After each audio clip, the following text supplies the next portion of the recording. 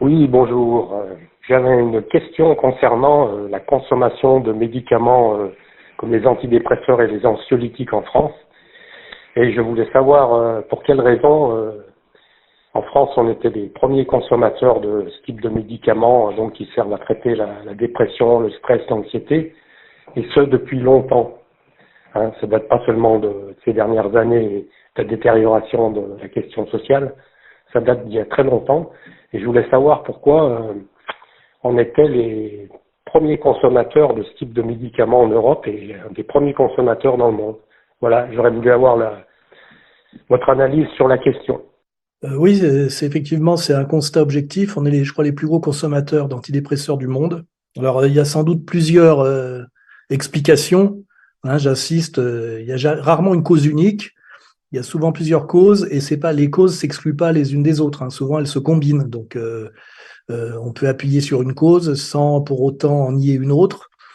Et c'est pas ça. C'est pour les gens qui ont tendance à une tendance au monodéterminisme exclusif, c'est-à-dire quand vous leur quand ils ont compris qu'il y avait une cause à un phénomène, ils nient toutes les autres. En général, c'est des phénomènes complexes et il faut articuler. Donc là, j'incite les gens à faire ce travail.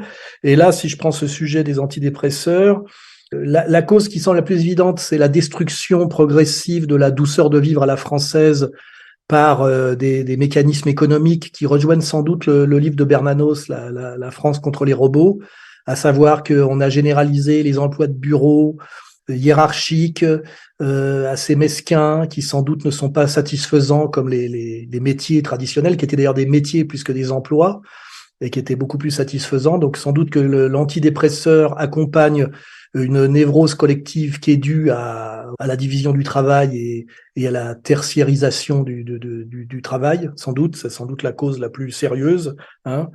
Après, il peut y avoir une autre cause, c'est que c'est la sécurité sociale et les effets pervers que ça a. C'est-à-dire, comme la France a un système médical très social, très généreux, sans doute que le lobby pharmaceutique se sert de cette générosité de l'État pour pousser à la consommation, et notamment dans les médicaments qui n'ont pas de fonction de curative immédiate, hein, puisque c'est pas des médicaments pour gérer des maladies enfin, je veux dire, très visibles comme la rougeole ou la grippe.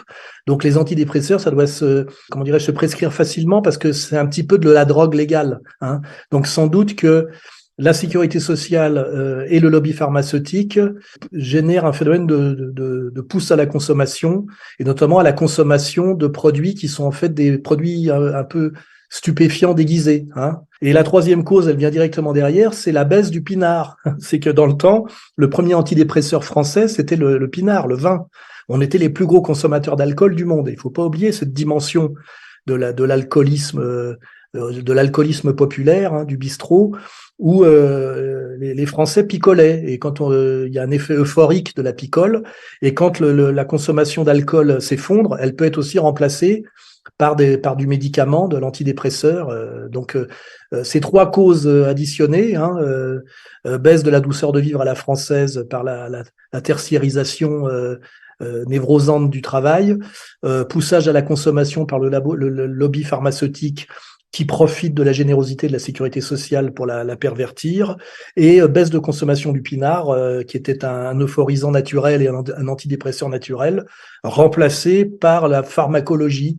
Donc ces trois causes additionnées pourraient, à mon avis, cerner peut-être pas mal le problème. Hein. Après, je vous dis, je réponds comme ça un peu instinctivement et sans beaucoup de recherche. Donc si quelqu'un a une explication plus valable, qu'il n'hésite pas.